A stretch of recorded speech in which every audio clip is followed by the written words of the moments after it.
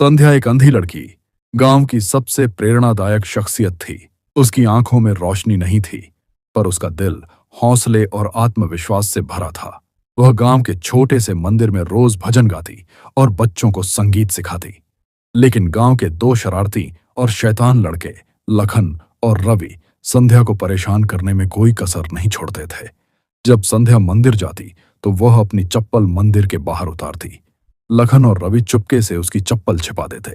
संध्या जब वापस लौटती तो उसे नंगे पांव घर जाना पड़ता।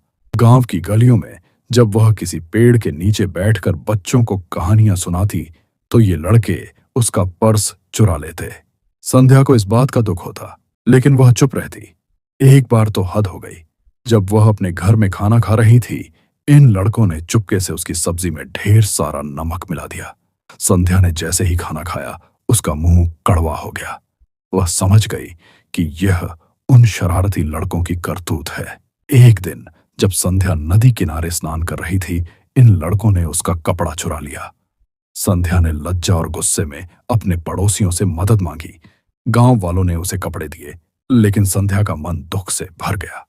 वह सोचने लगी कि क्या उसकी अंधता उसे हमेशा दूसरों की शरारतों का शिकार बनाएगी। लेकिन एक दिन गांव का मुखिया रामलाल मंदिर के पास से गुजर रहा था। उसने देखा कि लखन और रवि संध्या की चप्पल छिपा रहे हैं।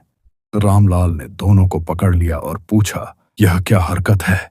दोनों लड़के घबरा गए, लेकिन अपनी शरारत कबूल नहीं की। रामलाल ने गांव वालों को बुलाया और संध्या की सारी शिकायतें सुनी। गांव वालों को पता चला कि ये लड़के न सिर्फ संध्या को परेशान करते थे, बल्कि उसकी मजबूरी का मजाक भी उड़ाते थे। रामलाल ने सख्ती से फैसला सुनाया।